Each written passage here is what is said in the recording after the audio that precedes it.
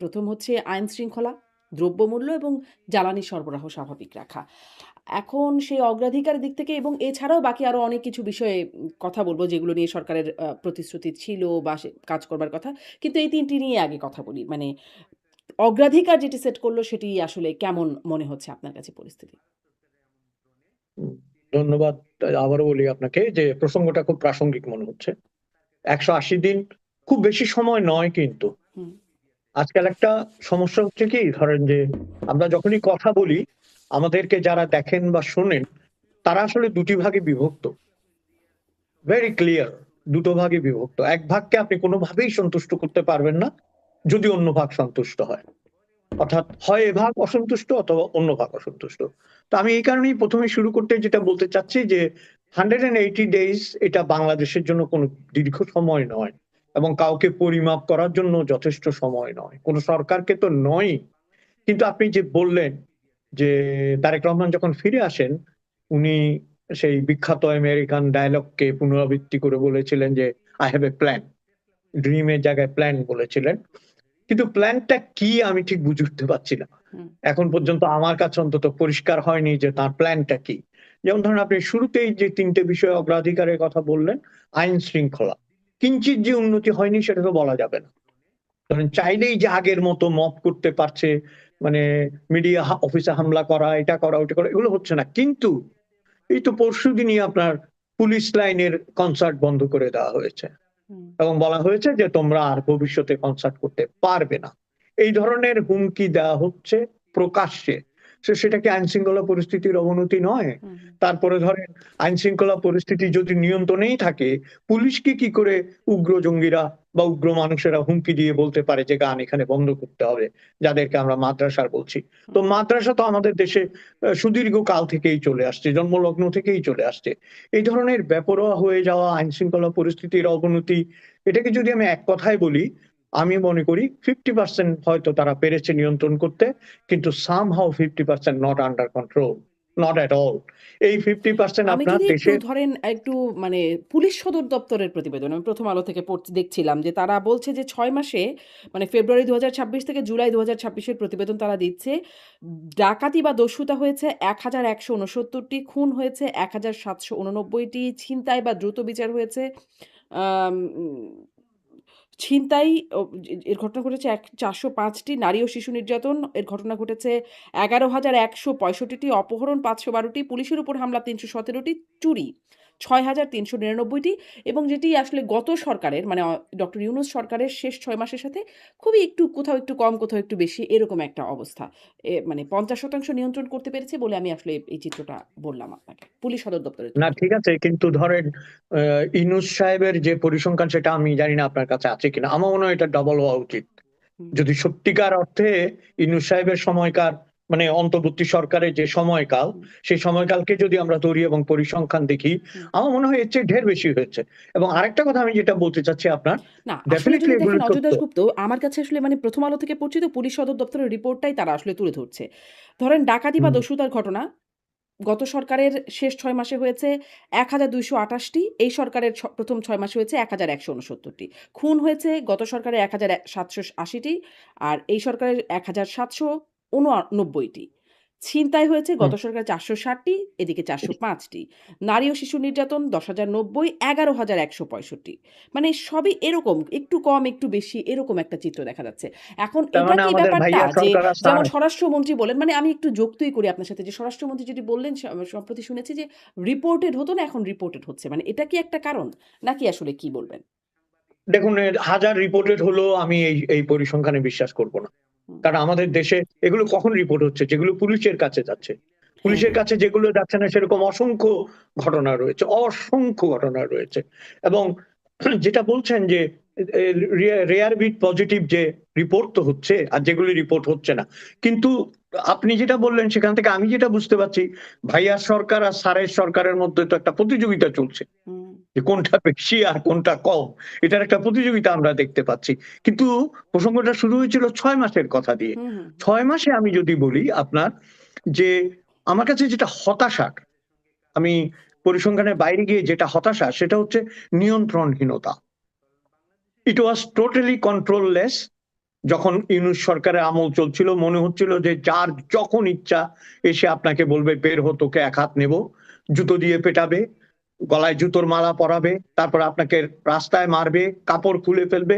হেন কাজ নেই যা তারা করেনি। এবং প্রকাশ্য দিবালোকে রাজপথে, রাজধানীতে, বড় বড় শহরে, গ্রামেগঞ্জে তো বটে, সেই জায়গাটা থেকে খানিকটা আমার মনে হয়েছে খানিকটা বেরিয়ে আসতে পেরেছে বাংলাদেশ। ওই স্কেলে ওই জিনিসটা দেখছি না। আর পরিসংখ্যানের কথা যদি বলেন, তাহলে বাঙালির পরিসংখ্যান হচ্ছে লাখে লাখে মরে শূন্য, হাজারে হাজার, সুমার করিয়া দেখি 40,000। তো সেখানে পরিসংখ্যান মিলবে না কোনোদিন, পরিসংখ্যান কোনোদিনও মিলবে না। এবং আমি 100% শিওর এই পরিসংখ্যান ভুল। এবং প্রথম আলো যখন দিয়েছে এই পরিসংখ্যান উদ্দেশ্য প্রণোদিত ভাবে ভুল। কারণ প্রথম আলো এ পর্যন্ত যা করেছে, আমি কোনো মিডিয়ার বিরুদ্ধে বলতে চাই না, ওখানে আমার অজস্র বন্ধু কাজ করেন এবং মতি ভাইও আমার পছন্দের একজন, অপছন্দের নন, তিনি পছন্দের একজন মানুষ। কিন্তু প্রথম আলো যা করে ডেলিভারেটলি করে। প্রথম আলো জায়গা মতো আপনার পরিসংখ্যানের সংখ্যা বাড়াবে, পরিসংখ্যানের সংখ্যা কমাবে। প্রথম আলোর রিপোর্টকে আমি আমলে নিতে রাজি এটি নই। প্রথম একজন আলো পুলিশ সদর দপ্তরের রিপোর্টটা তুলে ধরছে, এটি পুলিশ মূলত সদর দপ্তরের পুলিশ রিপোর্ট, সদর তাহলে দপ্তরের রিপোর্ট। তাহলে হয়তো ঠিক আছে, কিন্তু প্রথম আলোর রিপোর্ট হলে আমি নিতে হুম। রাজি নই, সরি। আমি একটু বাকি যেটি মানে আইন শৃঙ্খলা, তারপরে সরকারের যে প্রতিশ্রুতি দ্রব্যমূল্য। দ্রব্যমূল্যের ব্যাপারে দুটো একসাথে মিলিয়েই বলি, কারণ দ্রব্যমূল্যের সাথে জ্বালানি সংকটের একটা মানে একটা সংযোগ তো আছেই। আ বাণিজ্য মন্ত্রী নিজেই বলছেন দ্রব্যমূল্যে তিনি সন্তুষ্ট নন। আর জ্বালানি সংকটের পেছনে এই সরকার তাদের কোনো দায়ী দেখছে না। আসলেই তো আন্তর্জাতিক একটা বাস্তবতা আছে এবং তার সাথে, সাথে এই সরকার বলছে যে এটি বিগত মানে স্বরাষ্ট্রমন্ত্রীর বক্তব্য শুনছিলাম, জ্বালানি সংকট বিগত ফ্যাসিবাদী সরকারের রেখে যাওয়ার সমস্যা। স্বরাষ্ট্রমন্ত্রী বলছেন, কিছুদিন আগে মুক্তিযুদ্ধ বিষয়ক মন্ত্রী সহ মন্ত্রীরা বলছেন আরকি যে এটি শেখ হাসিনার জ্বালানি নীতির কারণে হয়েছে। এটা নিয়েও একটু আপনার বিশ্লেষণ শুনব। আমি আমি ধরেন আমি একটা কথা বলি আপনাকে, আমাদের দেশে যখনই কেউ সরকারে আসে না, তখন তার মাথাটা আউলিয়া যায়, মানে তার মাথাটা পাগল হয়ে যায়। কি যে বলে, এই কথার কোনো অর্থ নেই। অন্তর্বর্তী সরকারের আমলে কিন্তু বিদ্যুতের এই সংকট ছিল না। আমি তাদের সরকারকে পছন্দও করছি না এবং তাদের সরকারের সম্পর্কে আমার কোনো ধরনের সদার্থক মনোভাব নেই, আমি সরি। কিন্তু এটা তো স্বীকার করতে হবে যে 1.5 বছর তারা চালিয়েছে, সেই 1.5 বছরে আমরা এই সংকটটা দেখিনি। আর তারা যে বলছেন যে শেখ হাসিনা এটা দায়ী বা শেখ হাসিনা সরকার এটার জন্য দায়ী, তাই যদি হয় তাহলে তাদের আগের সরকারের 1.5 বছরে তারা দিতে পারলো কি করে বিদ্যুৎ এবং গ্যাস? কি করে দিতে পারলো? যদি সেটা তার আগের সরকারের আহ কর্মকাণ্ড হয়ে থাকে, গাফিলতির কারণে হয়ে থাকে, ভুল নীতির কারণে হয়ে থাকে, তাহলে প্রথম সাফারার হওয়া উচিত ছিল অন্তর্বর্তী সরকারের। তাদের আমলে ঠিক মতো চললো, এই আমলে এসে সংকট হয়ে গেল। এটার উত্তর কি? এটার উত্তর কি শেখ হাসিনা দেবেন? শেখ হাসিনা হুম। সরকারের সময় দেখেন, মানুষ কিন্তু বারবারই একটা কথা বলছে, এই কথাটা বুঝতে হবে কিন্তু। এই স্পন্দন, এই বার্তা, এই মানুষের এই মনের কথা, এটা বুঝতে না পারা হচ্ছে আমাদের দেশের সরকারগুলোর সবচেয়ে বড় ব্যর্থতা। ব্যর্থতা স্বীকার করার মধ্যে ব্যর্থতা নেই, ব্যর্থতা বুঝতে না পারার মধ্যেই বড় ব্যর্থতা। কারণ আপনি বুঝতে পারছেন না আপনার ব্যর্থতা কোথায়, এই কারণে আপনি এটা বলছেন। আপনি একবার বলছেন ভারত থেকে গ্যাস আনবেন, এনেছেও বোধহয়, যেটা দেখলাম খবরের কাগজে। আপনার সাথে কথা বলার আগে আমি একটু চোখ বুলিয়ে নিচ্ছিলাম। চট্টগ্রাম, ঢাকা এবং গাজীপুর, গাজীপুরের রিপোর্টটা ভয়াবহ। বলছে আপনার গার্মেন্টস ইন্ডাস্ট্রির বিভিন্ন প্রোডাকশন গ্যাসের কারণে বন্ধ হয়ে গেছে হুম। এবং ঠিকভাবে তারা পোশাক তৈরি করতে পারছে না এবং সাপ্লাই দিতে পারছে না। আপনি দেখেন চ্যানেল ওয়াইজ এই গ্যাসের সংকট কোথায় গিয়ে দাঁড়াচ্ছে। এবং চট্টগ্রামে আমি যতটুকু জানি, আমাদের যত আত্মীয় স্বজন বন্ধু বান্ধব আছেন, অনেকদিন তারা রান্না করেছেন দিনে এক বেলা, কোনো কোনো সময় রান্না করতে পারেননি। এই ধরনের যে একটা সংকট তৈরি হয়েছে, তীব্র সংকট, সেই সংকটটিকে উপেক্ষা করে যখন আমাদের প্রধানমন্ত্রী বলছেন, এটা আমাকেও কষ্ট লেগেছে। আমি মনে করি যে তিনি বলছেন যে নাকি যেন পেছনে ফ্যান চলছে। তার মানে কি বিদ্যুৎ আছে? উনি বলছেন এটা, যে পেছনে দেখবেন ফ্যান চলছে কিন্তু আমার কাছে তারা বিদ্যুৎ চাচ্ছে। মানে উনি বলছেন যে ফ্যান চলছে মানে বিদ্যুৎ আছে, তারপরও আমার কাছে বিদ্যুৎ মানে বিদ্যুৎ চাচ্ছে, এই কথাটা বলেছেন। এই কথাটা বলা তার উচিত হয়নি। কারণ এই একটি ঘটনায় যদি সেখানে 10টা ফ্যান চলেও থাকে, এটা প্রমাণ করে না যে বাংলাদেশে গ্যাস বা বিদ্যুৎ আছে। কারণ হাজার হাজার মানুষ, কোটি কোটি মানুষ বিদ্যুতের অভাবে, গ্যাসের অভাবে তুকছে। সেটাকে অ্যাড্রেস করে যদি বলা হতো, তাহলে বিষয়টা আমি বুঝতাম যে তিনি বিষয়টা বুঝতে পেরেছেন। এই যে বুঝতে পেরেও না পারা অথবা না পারা বোঝার ক্ষমতা, এটা কিন্তু আমি মনে করি ভয়ঙ্কর একটা ব্যাপার। আমি আজকেই সকালে একটা বিষয় দেখছিলাম, সেখানে একটা কথা আমি একটু বলি। সেটা হচ্ছে কি জানেন, যে সবসময় বলা হয় এটা, এটা আমরা সকলেই জানি যে উইজডম হচ্ছে only good thing in the world, in the life, wisdom. আর ইগনোরেন্স হচ্ছে the most evil in the life. আমরা ইগনোরেন্স দিয়ে তো দেশ আমরা কেউ দেশ চালাতে পারবো না, মানে যারা দেশ চালান তাদের যে না উইজডম আমরা কিন্তু আশা ধরেন করছি যে সরকার বলছে যে তাদের কোনো বিন্দু মাত্র দায় নেই এই গ্যাস সংকট বা জ্বালানি সংকটের পেছনে। মানে এই কথাটা কি আসলে অসত্য? সরকার ৬ মাসে কি করলো যে তাদের কারণে আসলে গ্যাস বিদ্যুৎ সংকট তৈরি হলো? আন্তর্জাতিক বাস্তবতা সেটা তো আমরা সবাই দেখছি। এর সাথে আর জি। কি আছে যে মানে সরকারের দায় কি আছে? দেখেন কিছু যে যার কারণে আমরা সংকটে আছি? দেখেন সরকার কি করে দায় এড়ায়, এটাই তো প্রথম প্রশ্ন। আপনি দেশের কর্তা, আপনি দেশ চালানোর দায়িত্ব নিয়েছেন, অর্থাৎ দেশের যেগুলো মৌলিক বিষয় সেগুলো সব আপনার অধীনে।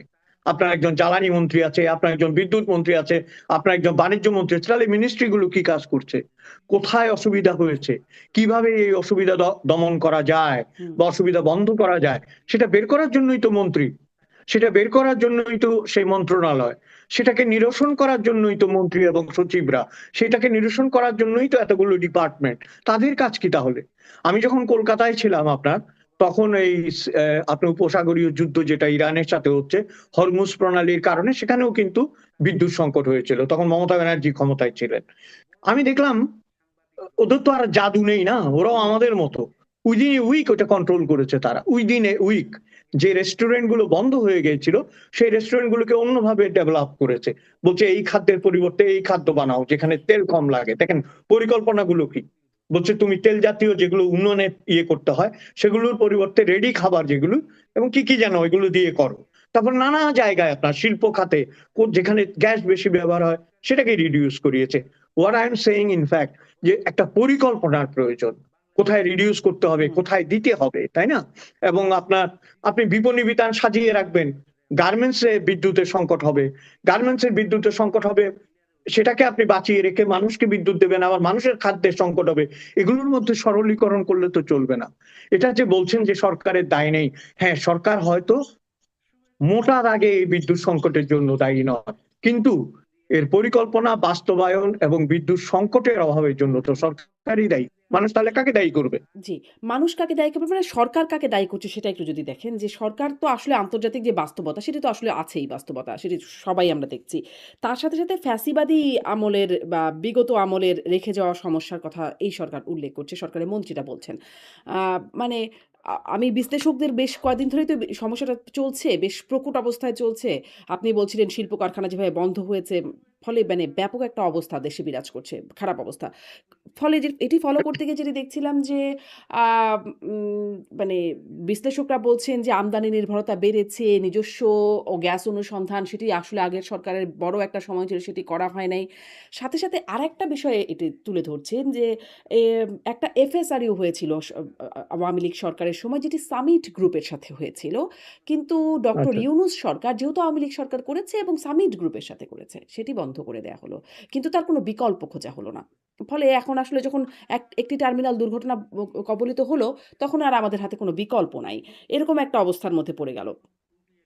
ফলে দায় যখন দেখছি শুধু ফ্যাসিবাদী আমলেরটা দেখছি। ইউনূস সরকারের আমলেরটা কেন দেখছে না? আ মানে হামের ক্ষেত্রেও মানে তখনও ফ্যাসিবাদী সরকারের দায় দেখেছিল। ইউনূস সরকারেরটাও দেখেছিল কিন্তু ব্যবস্থা বা জবাবদিহিতা দেখা যায় নাই। মানে দায় দেখাতে কোনো মানে একপেশে ভাব আছে কি? অবশ্যই একপেশে ভাব। আপনি যে যুক্তিগুলো দিয়েছেন সেখানেই তো একপেশে ভাবটা মূর্ত হয়ে উঠেছে। এবং আরেকটা বিষয় যেটা বলছেন আপনি, যে কে কাকে দোষারোপ করলো, কে কাকে দায়ী করলো, এর চেয়ে কি জরুরি নয় সমস্যার সমাধান?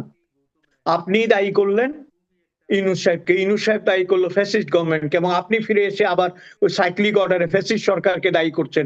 দেশে একটা সমস্যা হয়েছে কি জানেন, মানুষ তো বোকা নয়।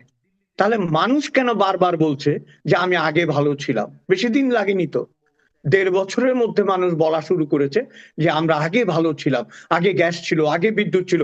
ফ্যাসিস্ট আমলে যদি বিদ্যুৎ গ্যাসের সংকটই হয়ে থাকে, তাহলে সেই আমলে মানুষ গ্যাস ও বিদ্যুৎ পেল কি করে? সামান্য সমস্যা যে হয়নি, একটু একটু সমস্যা যে হয়নি তা তো নয়, সমস্যা সেখানে তখনও হয়েছে, কিন্তু এই স্কেলে তো হয়নি। মানে তখন তো ইরান যেভাবেই হোক যুদ্ধ আপনি হচ্ছিল না। হরমুজ প্রণালীতে এই সমস্যা হচ্ছিল না। কেবলমাত্র ইরান যুদ্ধের জন্য যদি হয়, তাহলে পুরো এশিয়া এবং পুরো পৃথিবীতেই তো তার প্রভাব পড়ার কথা, তাই না? হুম, আমাদের দেশে পড়ছে তো। যেভাবে প্রভাব জ্বালানির দাম বাড়ছে পড়েছে, পুরো বিশ্বজুড়ে। আজকেই খবর হ্যাঁ বেড়েছে। দেখছিলাম। হুম। হচ্ছে তো জি, সমস্যা। বেড়েছে, এটা অস্বীকার করার কোনো কারণ নেই। আমাদের এখানেও অনেক দাম বেড়ে গেছিল পেট্রোলের, আবার কন্ট্রোলে এসেছে এখন। কারণ আমাদেরকেও আমদানি করতে হয়, হুম, অস্ট্রেলিয়াকেও আমদানি করতে হয়। কিন্তু প্রশ্ন তো সেটা নয়। প্রশ্ন হচ্ছে আপনার, আমি যেটা বলছি বারবার, নিয়ন্ত্রণটা কোথায় লুজ হয়েছে? এই যে আপনি বললেন সামিট গ্রুপের সাথে পরে যেহেতু ফ্যাসিস্ট সরকার করেছে, আমি ওটা বাতিল করে দিলাম। তো ফ্যাসিস্ট সরকার তো মানুষকে ভাত খাইয়েছে, আপনি পোলাও খাওয়ান, ভাত বন্ধ করে দেন, রুটি খাওয়ান। ফ্যাসিস্টরা রুটি খাইয়েছে, আপনি রুটি বন্ধ করে পাউরুটি খাওয়ান। এরকম তো নয়। আপনি তো আপনার দেশ, মানুষ এবং হুম, জনগণের স্বার্থ দেখে চলবেন। আমার যেটা মনে হয়, আমি আপনাকে একটু বলি, আমার যেটা মনে হয় বিএনপি সরকারের সবচেয়ে বড় দুর্বলতা হচ্ছে, এ পর্যন্ত আমার যেটা মনে হয়েছে ৬ মাসে, কোথাও একটা প্রশাসনিক দুর্বলতা রয়েছে। তার সাথে আরেকটা জিনিস আমার মনে হয় যোগ হয়েছে, অনেক দিন তারা ক্ষমতায় ছিলেন না, দীর্ঘ সময়। দীর্ঘ সময় ক্ষমতায় না থাকাটা অপরাধ নয়।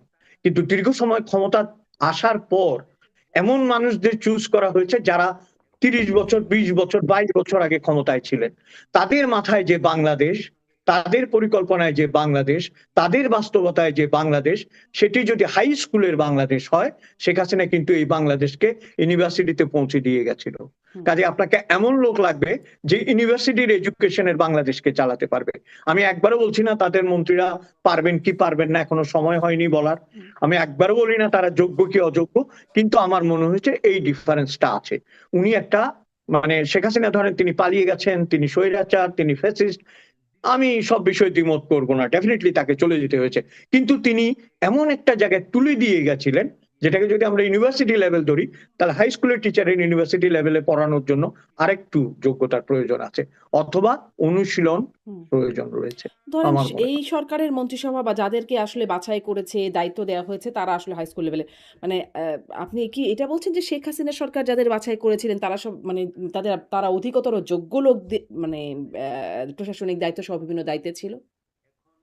আমি এই কথা বলিনি, আমি যেটা বলতে চাচ্ছি, সেই সময় যারা চালিয়েছেন তারা একটা সেট আপের মধ্যে ছিলেন দীর্ঘ সময় ক্ষমতায়। কিন্তু প্রথম ২ বছর যদি তারা স্ট্রাগলও করেন, ৫ বছরে তারা বুঝে গেছেন কোথায় কি করতে হবে। পরের ৫ বছরে ওই জায়গাটা নিয়ন্ত্রণে চলে এসেছিল। তারপরের ৫ বছর তো হাতের কাজ, আমি তো জানি কি করতে হবে। এবং আরেকটা জিনিস খেয়াল করতে হবে, আমরা যেভাবেই দেখি না কেন, আওয়ামী লীগ যাদেরকে চুজ করেছিল তাদের মধ্যে আপনি যদি, এখন তো নানা প্রশ্ন উঠবে, মানি লন্ডারিং, এটা সেটা, কারচুপি, দুর্নীতি ইত্যাদি ইত্যাদি, এগুলো সব যদি আপনি একপাশেও সরিয়ে রাখেন, তারা যে দেশটা ভালো চালিয়েছিল, অন্তত দেশটাকে সঠিক জায়গায় চালাতে পেরেছিল, সেটা তো জনগণই বলছে। আমি আপনি তো বাইরে থেকে বলার দরকার নেই। জনগণই বলছে যে ফিরিয়ে দাও অরণ্য লও হে নগর, তোমার এই নগর আমার প্রয়োজনই নাই। কারণ এই নগরে গ্যাস নাই, এই নগরে বিদ্যুৎ নেই, এই নগরে কেরোসিন নেই। কিন্তু আগে যিনি ছিলেন তিনি সামহাও সেটা ম্যানেজ করতে পেরেছেন। যদি আপনি এটাকে কম্পিটিটিভ কম্পিটিটিভ হিস্ট্রি ধরেন বা কম্পিটিটিভ অ্যানালাইসিস ধরেন, then they were better than this until now, এখন পর্যন্ত। এটা তো স্বীকার করতে হবে। হুম। এখন কোন গ্রুপ ভালো, কোন গ্রুপ খারাপ, আমি সে কথাই বলছি না, কিন্তু আমি বলছি আগের গ্রুপটা কোয়ালিফাই করেছিল। প্লিজ লেট ইউ কোয়ালিফাই, আপনাকে কোয়ালিফাই করুন, আপনি কোয়ালিফাই করে আপনি সংকটের সমাধান করুন, then people will say you are better than them. মানে কোয়ালিফাই এমনভাবে করলো যে একদম জনগণের দ্বারা বিতাড়িত হলো। ওইটা রাজনৈতিক আলাপ, কিন্তু রাজনৈতিক আলাপ যদি করেন 100% তারা বিতাড়িত হয়েছে। এবং এমন বিতরণ কিন্তু আমরা আগে দেখিনি, যে ৩০০ মেম্বার, হুম, গ্রাম উপজেলা চেয়ারম্যান, একটা মানুষ নেই, এর চেয়ে লজ্জা হতে পারে না। আপনি যখন আমাকে বলতেই বলছেন, আমি বলি, এই যে আপনার শোতে দেখি, বিভিন্ন শোতে দেখি আওয়ামী লীগের নেতারা এসে কথা বলে, লজ্জা থাকলে তারা কথাও বলতেন না। কেন কথা বলতেন না আমি বলছি জানেন? এত ক্ষোভ ছিল আপনাদের মনে, এত বিক্ষোভ ছিল, এত ক্রোধ ছিল। এখন যখন আপনারা সরকার পতন হয়েছে আপনারা বলছেন, ওই রাশিয়ার গল্পটার মতো আপনার, যে ক্রুশ্চেভ যখন প্রধানমন্ত্রী, ক্রুশ্চেভ দাঁড়িয়ে একদিন বলছেন যে আমরা স্তালিনের আমলে কথা বলতে পারতাম না। তখন ওই পলিট ব্যুরো থেকে একজন লোক মন্তব্য করলো যে কেন বলতে পারতেন না? ক্রুশ্চেভ বক্তৃতাটা থামিয়ে বললেন, can I please ask you to stand, যে বলেছেন তাকে কি একবার দেখতে পারি? কেউ দাঁড়ায় না। তখন উনি বললেন যে আমি কথা দিচ্ছি যে আপনার নিরাপত্তার কোনো অভাব হবে না, আপনি সাহসী মানুষ, একটু দাঁড়ান। তাও দাঁড়ায় না। তারপর বলছে আমি এখানে সবার সামনে বলছি আপনার কেশাগ্রহ কেউ স্পর্শ করতে পারবে না, একটু দাঁড়ান। তবুও দাঁড়ায় না। তখন ক্রুশ্চেভ হেসে বললেন, ঠিক একই কারণে আমরাও স্তালিনের বিরুদ্ধে দাঁড়াতে পারিনি। বুঝতে পেরেছেন? তো এখন বলছেন কথা।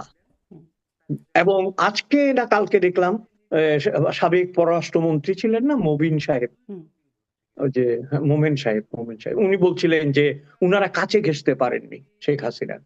বলছে আমরা মন্ত্রী পররাষ্ট্রমন্ত্রী আমরা কাছে ঘেঁষতে পারিনি, আমরা দূরে থাকতাম, বাহিনী সরিয়ে দিত, আমাদেরকে কথা বলতে দিত না। তার মানে কি দেখেন, ধীরে ধীরে ধীরে ধীরে যারা একনায়ক হন তাদেরকে একটা কাচের ঘরে পাঠিয়ে দেওয়া হয়, তাদেরকে আইসোলেটেড করে এমন জায়গায় নেওয়া হয় কেবল স্তাবকরা যা বলে সেটাই তারা জানে। অথচ জানেন, যখন আপনি ইতিহাসে পড়বেন, এই যে আকবর ছিল মোগলদের মধ্যে সবচেয়ে নিরক্ষর, যার অক্ষর জ্ঞান ছিল না, অথচ আমরা বলি আকবর দ্য গ্রেট। হুম, কারণ কি জানেন, হি চুজ দ্যাট কম্পেনিয়ন। তার যে নবরত্ন সভা ছিল, যেখানে হিন্দু মুসলিম নির্বিশেষে তিনি মানুষগুলোকে পছন্দ করেছিলেন, তারা চালাতো।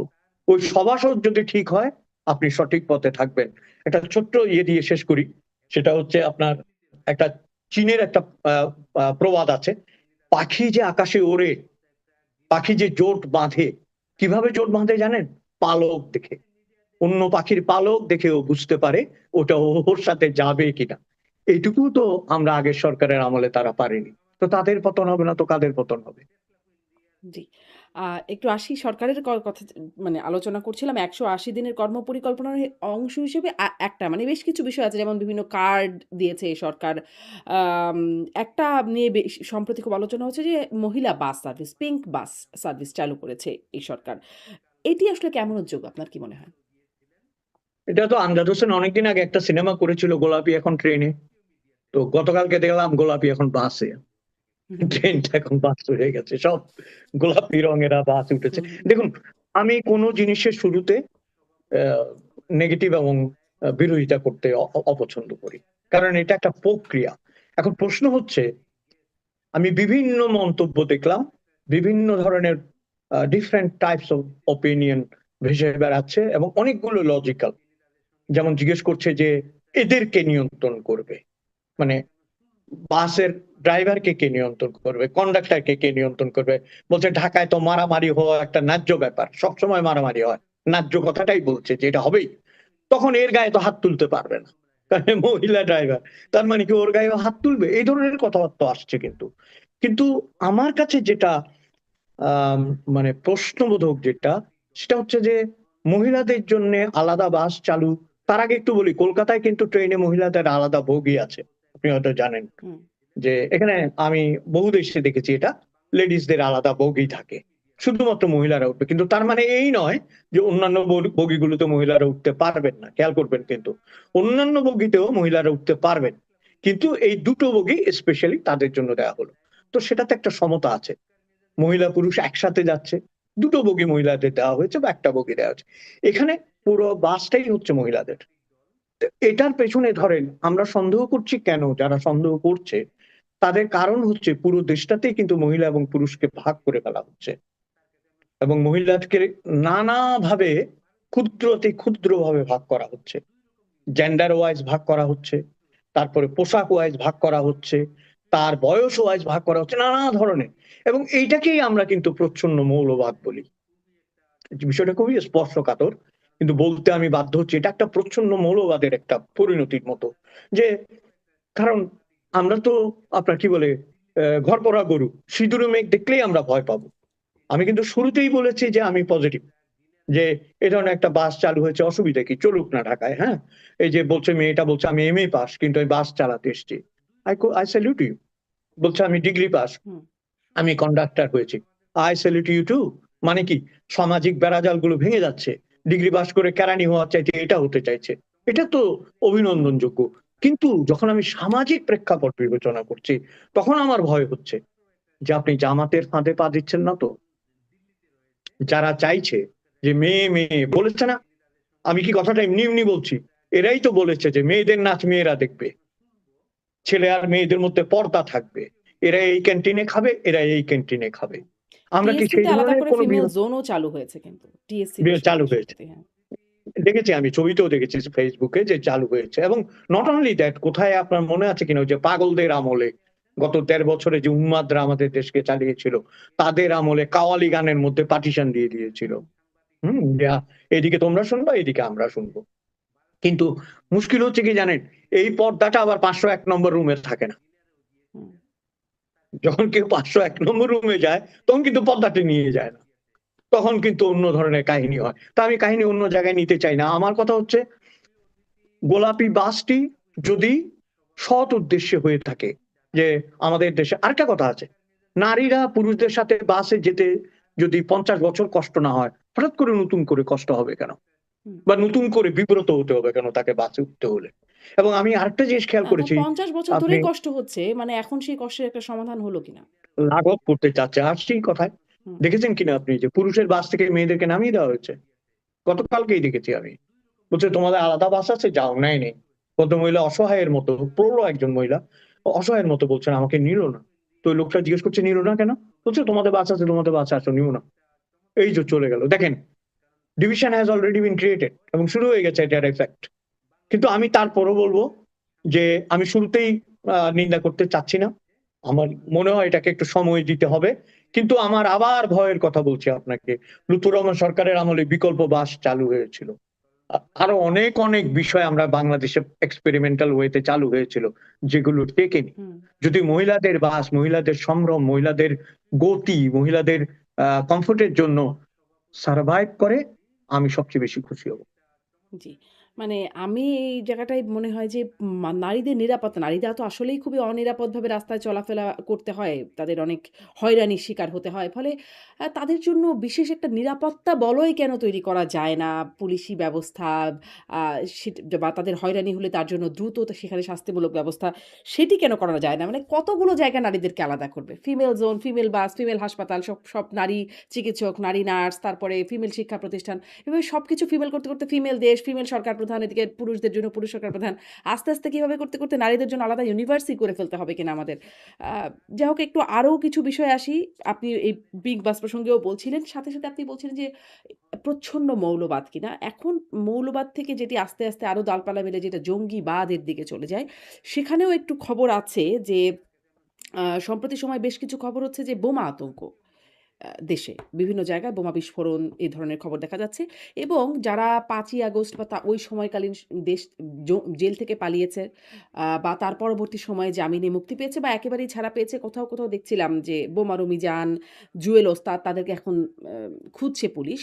যারা ওই সময় আ মানে আওয়ামী লীগ আমলে তারা বিরোধী মতাদর্শী, বিরোধী রাজনৈতিক দলের নেতাকর্মী হিসেবে পরবর্তী সময়ে ছাড়া পেয়ে গেছে। কিন্তু তাদেরকে এখন পুলিশ আবার খুঁজছে। এই একটা অবস্থা। আবার দেখছিলাম যে জাতিসংঘ সতর্ক করেছে বাংলাদেশে আল কায়দা ঘাঁটি গড়ার চেষ্টা করছে। আরেকটু বলি, স্বরাষ্ট্রমন্ত্রী যিনি আ আম আগেই বলেছিলেন যে দেশে জঙ্গিবাদী তৎপরতা নেই। ফ্যাসিবাদী আমলে রাজনৈতিক ফায়দা হাসিলের জন্য জঙ্গিবাদ শব্দটি ব্যবহার করা হতো। যিনি এটি বলেছিলেন তিনি আসলে এই জাতিসংঘের এই সতর্কতাটাকেও আমলে নিচ্ছেন না। আসলে কি মনে হয়? জঙ্গিবাদ, জাতিসংঘের যে সতর্কবার্তা, বোমা আতঙ্ক, কি অবস্থায় দেশ? দেখুন, জাতিসংঘ তো খামাখা একটা সতর্কবার্তা দেবে না। তাদের কাছে নিশ্চয়ই এ বিষয়ে কাগজপত্র আছে, প্রমাণ আছে, নাহলে এতদিন পরে তারা হঠাৎ করে বলছে কেন যে তোমার দেশে জঙ্গিবাদ হয়েছে। এখন দেখেন, এটাও তো একটা ভীষণ স্পর্শকাতর বিষয়, এগুলো নিয়ে কথা বলাও কিন্তু বিপজ্জনক। কিন্তু আমি যে কথাটা পরিষ্কার করে বলতে চাই, বাংলাদেশে জঙ্গিবাদ কি নতুন কিছু? শেখ হাসিনা এটাকে নিয়ন্ত্রণ করতে পেরেছিলেন। হুম, সামহাও তার কঠোর মনোভাব, তার সরকারের ইন্টারন্যাশনাল পলিসি এবং তার সরকারের যে যারা কাজ করেছে মাঠ পর্যায়ে, তাদের নিশ্চয়ই ওইখান থেকে ইচ্ছা ছিল, যে কারণে এগুলোকে দমন করা গিয়েছিল।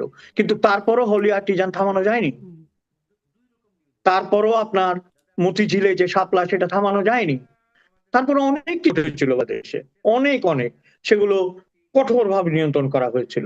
আমি মনে করি এই সতর্কতাকে যিনি উপেক্ষা করছেন কিংবা বলছেন সত্য নয়, তিনি আমাদের মঙ্গলের জন্য বলছেন না। কারণ বাংলাদেশে এটা নতুন করে বলার কোনো প্রয়োজন পড়ে না, মৌলবাদ আছে কি নেই। আপনার যে হারে মূর্তিগুলো ভাঙা হয়েছে, দেখেন সেখানেও কি আইরনি, কি ধরনের একটা কৌতুক। বলছে আমরা মূর্তি আমাদের জন্য হারাম, ভাস্কর্য আমাদের হারাম, এই কথা বলে বঙ্গবন্ধুর মাথার উপর উঠে তাকে জুতো দিয়ে মারা হয়েছে। দেখেছেন লজ্জা? এই লজ্জার বিপরীতে জুলাই জাদুঘরে মূর্তি স্থাপিত হয়েছে। এটার ব্যাখ্যা কি? কিসের ব্যাখ্যা এটা? আপনি ওই জায়গায় বলছেন আমি মানি না, এই জায়গায় আপনি তার মূর্তিকে বলছেন এটা হালাল। এটা তো, এটা অদ্ভুত না? এবং আরেকটা যে বলি আপনাকে, যে জঙ্গিবাদের কথা আপনি যেটা বলছেন, অন্তত 101টা প্রমাণ আছে যে বাংলাদেশে জঙ্গিবাদের প্রভাব আছে, জঙ্গি আছে, ছদ্মবেশে হোক আর প্রত্যক্ষ হোক আছে। এবং ইউনূস সরকার, অর্থাৎ যেটা অন্তর্বর্তী সরকার, তারা যখন প্রথমে আসলো, টোটালি ললেস একটা কান্ট্রি, সেখানে সবাইকে মুক্ত করে দেওয়া হয়েছিল জেলখানা থেকে। ওরা কোথায়? আপনি যেটা নিজেই বললেন, পুলিশ তাদের খুঁজছে। কতগুলোকে খুঁজবে, কতগুলোকে ধরবে? এরা সবগুলো দাগী। হিজবুত তাহরীর কথা আপনি জানেন, বিভিন্ন প্রতিষ্ঠান আছে, এবং এরা যে কোনো সময়, এরা ইউনিফাইড। আমি ইউনিফাইড না, আমরা হচ্ছে স্বতন্ত্র স্বতন্ত্র স্বতন্ত্র, খালি ভাগ ভাগ ভাগ। এরা কিন্তু ইউনিফাইড, এক কথায় এরা এক হয়ে যাবে। এবং আমরা যদি সত্যি আমাদের দেশকে ভালোবাসি, আমাদের কাছে সবচেয়ে বড় থ্রেট হচ্ছে এই জঙ্গিবাদ বাংলাদেশের। এবং যে কথাগুলো আমরা এতক্ষণ ধরে বলেছি, তার মধ্যে একটা কথা লুকিয়ে নেই, যে সব মানুষের অন্তরে, বিশেষ মানে সব বলবো না, সরি, অধিকাংশ যুবক যুবতী এবং যাদেরকে আমরা নিউ জেনারেশন বলি, তাদের ভেতর একটা পরিবর্তন ঘটেছে। ধর্মের নামে, ধর্ম উন্মাদনার নামে, ধর্ম ব্যবসার নামে এমন একটা বীজ ঢুকিয়ে দেওয়া হয়েছে, যে বাংলাদেশে আমি মনে করি ব্যক্তিগতভাবে, হুম, এটা বলা অত্যন্ত সংকট, মানে আমি মনে করি সংকটের মধ্য দিয়ে যেতে হবে আমাদেরকে, যদি এটা enter না করি। কারণ বাংলাদেশের আন্তর্জাতিক বাস্তবতা, ভৌগোলিক বাস্তবতা, প্রতিবেশী সুলভ বাস্তবতা এবং জঙ্গিবাদ একসাথে যায় না। Afghanistan is a different country, তার বর্ডার গুলি অন্য দেশের সাথে। আনফরচুনেটলি আমাদের বর্ডার, অর ফরচুনেটলি আমাদের বর্ডার আইদার ইন্ডিয়া অর বার্মার সাথে। আমাদের কিন্তু ভুগতে হবে যদি আমরা নিয়ন্ত্রণ না করি। হুম। আপনি বলছেন যে এই যে নতুনদের মধ্যে বা নতুন প্রজন্মের মধ্যে একটা বীজ ঢুকিয়ে দেয়া হয়েছে। কিন্তু আবার এটাও বলছেন শেখ হাসিনার সময় আসলে নিয়ন্ত্রণ করা গেছিল। এই তরুণরা তো বা নিউ জেনারেশন জেন জি যাদের কথা বলছেন তারা তো আসলে জন্ম থেকে বড় হওয়া মানে আসলে সেই ১৭ বছরের সময়কালীন বা অন্তত বেড়ে ওঠাটা সেই সময়কালীন। ফলে বীজ ঢুকিয়ে দেওয়া হলে তো সেই সময়টাতেই হয়েছে। মানে তাহলে আসলে ঠিক শেখ আছে, হাসিনা কি আমি নিয়ন্ত্রণ করতে আমি পারত? আপনাকে, আমি আমি আশা করছিলাম এটা আপনার কাছে। আসলে এই গত যে 17 বছর বা 16 বছর তারা রাজত্ব করেছেন, তারা এই কালসাপ পুষেছেন। ফনা তুলতে দেননি, কিন্তু পুষেছেন। কিভাবে হুম, পুষেছেন এটার একটা ব্যাখ্যা হওয়া উচিত। কিভাবে পুষেছেন? ইনস্টিটিউশন গুলো করেছেন, শক্তি দিয়ে দমন করে পুষেছেন।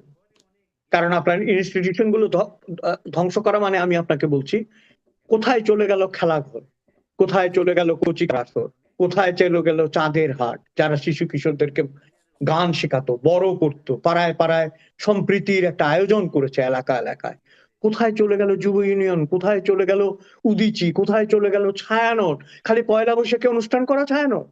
এই আপনার প্রতিষ্ঠানগুলো এমন মানুষের দ্বারা নিয়ন্ত্রণ করা হলো বা নিয়ন্ত্রিত হলো, যারা নিজেদের চেয়েছে, নিজের মঙ্গল, নিজেদের ফ্লারিশমেন্ট, নিজেদের পদক। আজকে এগুলো বলতে হবে। এমন হুম, মানুষকে পদক দেওয়া হয়েছে, এমন মানুষদের পদবি দেওয়া হয়েছে। শিল্পকলার কথাই ধরেন, লিয়াকত আলী লাখি বছরের পর বছর ওই জায়গাটা আঁকড়ে ছিলেন এবং শিল্পকলার সর্বনাশ করে দিয়ে চলছেন। আমি একটা নাম বললাম, এরকম প্রচুর আছে। এই যে প্রতিষ্ঠানগুলো ধ্বংস করা, এই প্রতিষ্ঠানগুলো ধ্বংস হয়েছে আওয়ামী লীগ আমলে নাই। একদিন রাত্রে আমি একটা টক শো করছিলাম অনেক আগে, আপনার এরকম একটা ইয়েতে, বাংলাদেশের একজন স্বনামধন্য প্রফেসর, আমি নাম বলবো না, তার বয়সে খুব চমৎকার বাংলা বলেন। আমি যখনই বলছিলাম তিনি ঘুরেই আমাকে প্রতিবাদ করছিলেন। আমি বলছি যে এই যে 14-15 বছর ধরে বড় হওয়া, এরাই তো এই আমলে বড় হয়ে এগুলো শিখেছে। আপনি ওই কুমিল্লার ঘটনাটার পর, ওই যে কুমিল্লায় পূজা নিয়ে যেটা হয়েছিল ওটার পর, তাই হচ্ছে আওয়ামী লীগ এটাকে কিভাবে সমর্থন করছে, কিভাবে এটাকে সহ্য করছে। উনি আমাকে বলছেন সমাধান হয়ে যাবে, চারিদিকে মুজিব মুজিব বলছে। তা আমি হচ্ছে, আপনি চারদিকে মুজিব দেখছেন, আমি কিন্তু দেখছি চারদিকে মুজিব কোড। এবং এই মুজিব কোড খুলে নিতে খুব বেশি দেরি হবে না। 5ই অগস্টের পরে সব মুজিব কোড খুলে গেছে, খেয়াল হুম, করেনি? একসাথে সবগুলো মুজিব কোড খুলে গেছে। এটা আমাদের জন্য, বঙ্গবন্ধুর জন্য, বাংলাদেশের জন্য লজ্জা। তো আমি ওই কথাটায় ফিরে আসি। আওয়ামী লীগ দমন করেছে, বন্ধ করে রেখেছে। একটা ছোট্ট উদাহরণ দিই আপনাকে, পানি যেখান থেকে গত হয়, জল থাকে, চাপা দিয়ে রেখেছেন। কোনো কারণে যদি চাপাটা খুলে যায়, এমন ভাবে বেরোবে না, যেটাকে আমরা বিস্ফোরণ বলি, হ্যাঁ, পাতের মতো বেরোবে। কিন্তু ওই জায়গাটা যদি মানে ছিপি দিয়ে বন্ধ না করে যদি নিয়ন্ত্রণ না যেত, কি দিয়ে নিয়ন্ত্রণ করবেন? সাহিত্য, সর্বনাশ হয়ে গেছিল সাহিত্যের। যে পদক পায় সে সাহিত্য করে, আর যে সাহিত্য করে সে পদক পায় না, এরকম একটা পরিস্থিতি তৈরি হয়েছিল। সংস্কৃতি খালি শো অফ। আপনার গ্রামে গঞ্জে যে সংস্কৃতির কথা, কেন শেখ হাসিনার আমলে কি লালন ফকিরের ভাস্কর্য ভাঙ্গা হয়নি? শেখ হাসিনার আমলে কি বাউলদের উপর অত্যাচার হয়নি? সেগুলো শান্তমূলক কোথায় হয়েছে? আজকে শাহরিয়ার কবি আপনার ধুকছেন, তিনি সেদিন দেখলাম করুণ অবস্থা, হাঁটতে পারেন না। তিনি যখন বললেন যে একটা আইন করেন, আইন করে বন্ধ করেন, তখন তো শোনা হয়নি তার কথা। অথচ বেচারা আজকে খেয়াল করেন, আওয়ামী লীগ যেটা করছে তুষ্টি। পৃথিবীতে সবচেয়ে বোকামি হচ্ছে আত্মতুষ্টি। আত্মতুষ্টির যে বেড়াজালে তারা পড়ে গিয়েছিল, আত্মতুষ্টির যে নরকে তারা নিমজ্জিত হয়েছিল, সেখান থেকে যখন উঠেছে তখন আর পরিত্রাণের পথ নাই। এবং কি হচ্ছে জানেন, আমাদেরকেও ডুবিয়ে দিয়ে গেছে। বাংলাদেশের 3 শ্রেণীর মানুষকে আওয়ামী লীগ ডুবিয়ে দিয়ে গেছে, তারা সার কাটছে বার জন্য। প্রথমত যারা প্রগতিশীল মুসলমান অথবা প্রগতিশীল সংখ্যাগুরু, যারা সংখ্যালঘু হিন্দু বৌদ্ধ খ্রিস্টান করে, 3 শ্রেণীর মানুষকে তারা নরকে আর নিমজ্জিত তৃতীয় করে শ্রেণী চলে কাকে গেছে। বললেন? একটু নেটওয়ার্কের সমস্যা শুনে আওয়ামী নিই। লীগ যারা করে, আচ্ছা। যারা রাজনৈতিক ভাবে হুম। আওয়ামী লীগের বা মুক্তিযুদ্ধের সমর্থক, তাদেরকে। তো আপনি দেখেন, কিন্তু আমি যদি এখন নির্মম ভাবে বলি, আপনি পরিবার, আপনার পরিবারের সকল মানুষ, আপনার সমস্ত নেতা নিরাপদে চলে গিয়েছেন, এবং যেখানে আছেন সেখানে আর যা কিছুর অভাব থাক, টাকার অভাব আছে শুনি নাই, কিন্তু যারা আছেন তাদের কথা ভাবেন। এবং আমি আপনাকে একটা কথা, আপনি যখন প্রসঙ্গ তুলেছেন, আমি নির্মম ভাবে বলছি, you cannot win a war with a defeated soldier. আপনি পরাজিত সেনাপতি দিয়ে যুদ্ধ জয় করতে পারবেন না, হুম। আপনার স্ট্র্যাটেজি বদলাতেই হবে। জি। পরাজিত সেনা দিয়ে আসলে যুদ্ধ জয় করা যায় না। একটা মানে এই পরামর্শ তারা নেন কিনা দেখা যাক। কিন্তু তারা বলছেন এই মানে তারা আসলে পরামর্শ নিচ্ছেন কিনা আপনি নিশ্চয়ই সেটাও পর্যালোচনা করছেন যে তারা বলছেন তারা ফিরবেন। মানে শেখ হাসিনা বলছেন ডিসেম্বরের মধ্যেই ফিরবেন, আগেও ফিরতে পারেন। এখন আ এই তার যে সেনাপতিদের দল সেখানে তো কোনো পরিবর্তন দেখা যাচ্ছে না। তাহলে কি পরাজিত সেনাদেরকে দিয়েই আসলে আবার নতুন করে চেষ্টা করছেন? আর সেই বাস্তবতা আসলে কতটা এখন সত্যিকার অর্থে আছে যে ডিসেম্বরের মধ্যে দেশে ফিরবেন? দেখুন, আমি প্রথমে কথা বলি, যে কোনো মানুষ যিনি বাংলাদেশে জন্মগ্রহণ করেছেন তার দেশে ফেরার অধিকার আছে, হুম, তিনি যেই হন না কেন। কারণ আপনি আমেরিকায় থাকেন, আপনি জানেন যে যারা যে দেশে জন্মগ্রহণ করে তাদেরকে চাইলে দেশ বের করে দিতে পারে না। কারণ তাহলে তো সে কান্ট্রিলেস হয়ে যাবে, পরিচয়হীন হয়ে যেতে পারে না। আমার দেশের যে মানুষ, শেখ হাসিনাই হোক আর তসলিমা নাসরিনই হোক আর মৃত দাউদ হায়দারি হোক, সকলেরই অধিকার ছিল, আছে এবং থাকবে দেশে যাওয়ার। কিন্তু ক্ষেত্রটা ঘটেছে, তাকে তো আইনের মোকাবেলা করতে হবে। কারণ তিনি চলে যাওয়ার পর প্রায় 3 বছর হতে চলেছে, তাই তো? 2.5 বছর 3 বছর হতে চলেছে, হোয়াট এভার। এই সময় অনেক কিছু পরিবর্তন হয়েছে। এবং আরেকটা বাস্তবতা তো মানতেই হবে, যতই বলেন যে হেলিকপ্টার দিয়ে দিয়ে আসুক, হেলিকপ্টার নিয়ে নিয়ে আসুক, কিন্তু আপনার আগের হেলিকপ্টার যাত্রাগুলোর সাথে হেলিকপ্টার যাত্রাটা মেলে? হুম, হুম। তখন তো গার্ড নিয়ে গেছেন, তাই না? তার মানে আপনি রাষ্ট্রীয় ক্ষমতায় ছিলেন, তখন ওখানে ফুলেল বা বরণ করাচ্ছে জাতীয় সঙ্গীত দিয়ে, কারণ আপনি ক্ষমতায় ছিলেন। এইবার আপনি যতভাবেই বলেন আপনাকে পালিয়ে যে আমরা অ্যাকসেপ্ট করি, এখন যদি ফিরেন আপনাকে আইনের আওতায় তো ফিরে আসতে হবে। এবং এখানেই কিন্তু বাংলাদেশকে চাকরি নির্ভর করছে। আপনি হয়তো জানেন যে প্রায় ঠিক হয়ে গেছিল যে তারেক রহমান 20-21 তারিখে হুম, হুম। আপনার ভারত সফরে যাচ্ছেন। দিল্লি যাবেন। হুম, আমি তো অবাক হয়েছিলাম, 21শে আগস্টে গ্রেনেড হামলা দিবসের দিন তিনি দিল্লি থাকবে, এটা আমার কেমন জানি মাথায় কাজ করছিল না। 21শে আগস্টই তো হুম, গ্রেনেড হামলা দিবস, তাই না?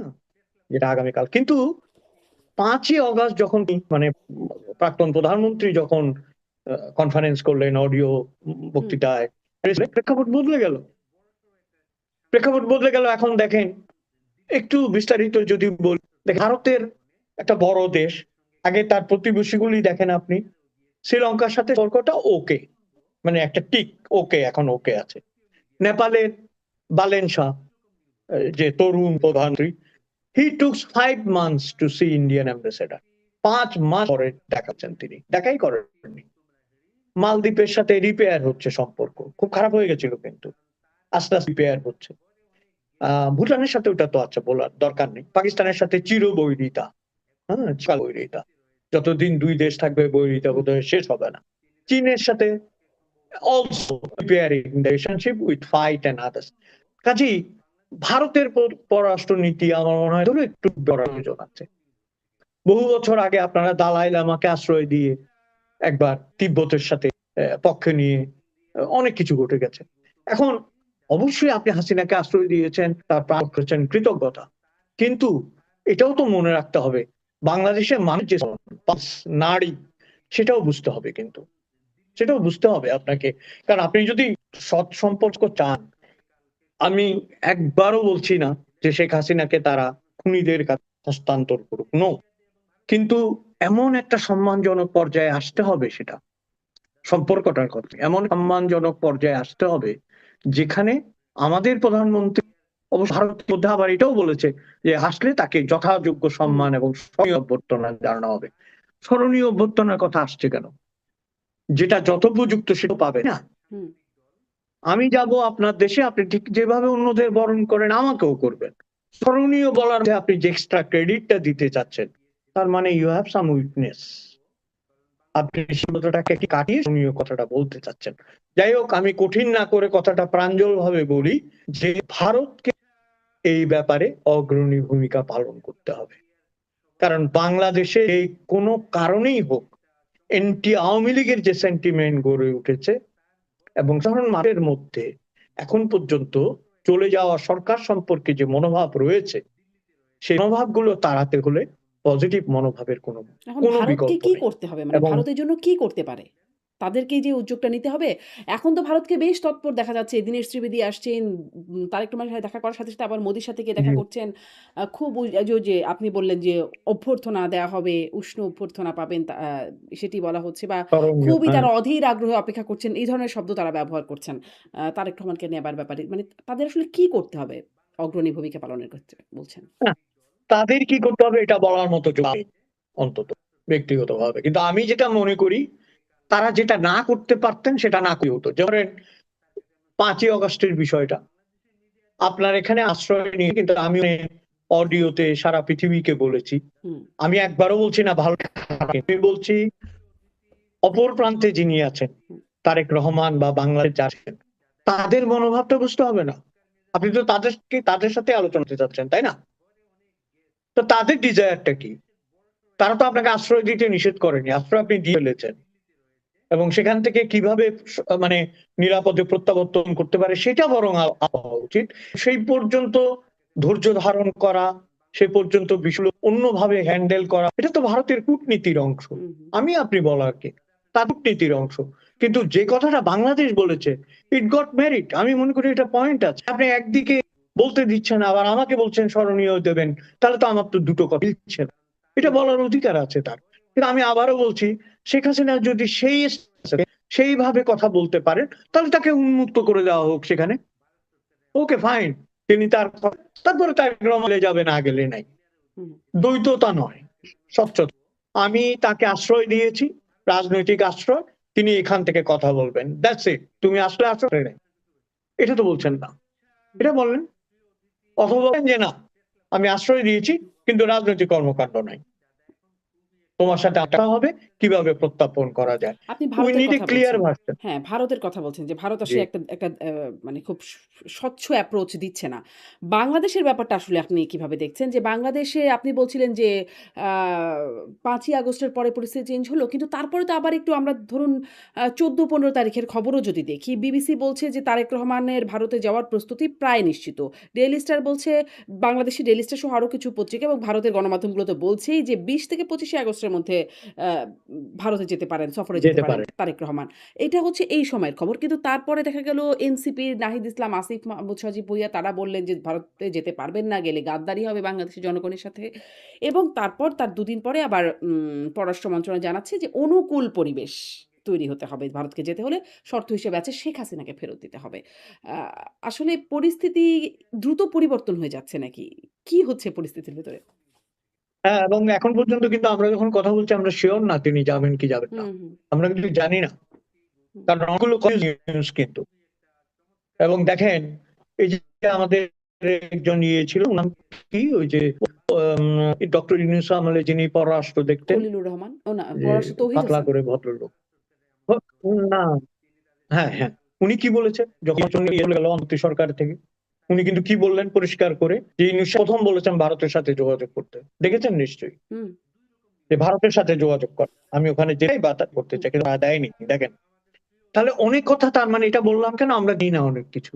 আমাদের কাছে যেটা পোট্রে করা হয়েছিল যে ইউনূস পাত্তাই দিচ্ছে না ভারতকে, হুম হ্যাঁ পাত্তাই দিচ্ছে না, আমার প্রয়োজনই নাই ভারতের, এরকম একটা অ্যাটমসফিয়ার ক্রিয়েট করা হলো। তো এই ভদ্রলোক বলছেন যে প্রথমেই তাকে রিকোয়েস্ট করা হয়েছে কল ইন্ডিয়া, এবং তিনি বলছে যে ইন্ডিয়া রেসপন্ড করছে না, ইন্ডিয়া তার মতবাদ বদলাবে না এত তাড়াতাড়ি, লাভ নেই, আমি চেষ্টা করেছি, এই কথাগুলো বেরিয়ে এসছে। হুম তার মানে কি, অন্তর্বর্তী সময়ে এবং আন্ডার কারেন্টে কি চলছে আমরা জানি না, হয়তো উনি যাবেন। আমি ব্যক্তিগতভাবে মনে করি যাওয়াটা উচিত, আমি ব্যক্তিগতভাবে মনে করি, হুম কারণ বৃহৎ প্রতিবেশী বিভিন্ন ভাবে আমরা তার সাথে সম্পর্কিত। দেখেন, আমরা এক ধরনের গান শুনি, এক ধরনের খাদ্য খাই, প্রায় এক ধরনের খাদ্য খাই, আমাদের ভাষা অঞ্চিত এক, এবং আমরা না বলতে পারলেও হিন্দি বুঝি। হিন্দি সিনেমা এখানে এরকম বাংলাদেশি খুব কমই আছে কিন্তু, হ্যাঁ। এই যে নাহিদ ইসলামের কথা বললেন, দেখবেন ও যখন টায়ার্ড হয়ে ঘরে যায়, ও কিন্তু বাংলাদেশে গান শুনবে না, ও দেখবেন হিন্দি গান শুনে রিল্যাক্স হবে, গোসল করবে, হিন্দি গান শুনবে, হয়তো শ্রীদেবীর একটা নাচও দেখলো। এগুলো আমাদের কমন ফেনোমেনা, এখানে কোনো অসুবিধা নেই। কাজেই ভারত আমাদেরকে দিয়ে না, হ্যাঁ, এবং বৃহৎ দেশ ভারত, অর্থনৈতিকভাবে একটা সমৃদ্ধশালী দেশ, হুম বহুদেশিক একটা দেশ, বহু সংস্কৃতির একটা দেশ, গণতন্ত্রের একটা দেশ, এবং definitely I will Bharat is a hmm strong power in the world, ইয়েতে। তো সেখানে ভারতের সাথে আমরা কেন ঝগড়া করব? এবং সেই জায়গাটায় যারা সুবুদ্ধি দেবেন তারেক রহমানকে, আমি প্রথম আলোচনা করেছিলাম যে পরাশকরা হচ্ছে সরকারের আয়না, তাদের দেখেই আমরা বুঝবো, তারা যেন বরং, কারণ একটা সফরে আর যাই হোক সম্পর্কের যে স্থবিরতার বর সেটা গলে। আমি যদি আপনার বাসায় যাই, আপনি অনিচ্ছা সত্ত্বেও যদি আমাকে এক কাপ কফি খাওয়ান, কিংবা আপনার অন্ন থাকবে যে এই মানুষটা আমার বাসায় মেহমান হয়ে এসেছিল, হুম হুম। এবং যিনি যাবেন মনে করবেন গিয়ে এই সমাদরটা হ্যাঁ, পেয়েছিলাম, তাহলে অন্তত মানে এইটুকু এখন এই উন্মোচিত হোক। শর্তটা কেন দিচ্ছে বলে আপনার মনে হয় যে শেখ হাসিনাকে ফিরে দিতে হবে? কোন সত্য? মানে যেটি আসলে ভারতের অবস্থান মোটামুটি স্পষ্ট যে তারা আসলে শেখ হাসিনাকে ফিরিয়ে দেবার ব্যাপারে একদমই ইতিবাচক না। সেখানে এই শর্তটাই কেন মানে দিচ্ছে? এবং তার মানে কি আসলে যাবে না? আ এরকম একটা বা ভারত বলছে কঠিন শর্ত, রূঢ় শর্ত দিচ্ছে।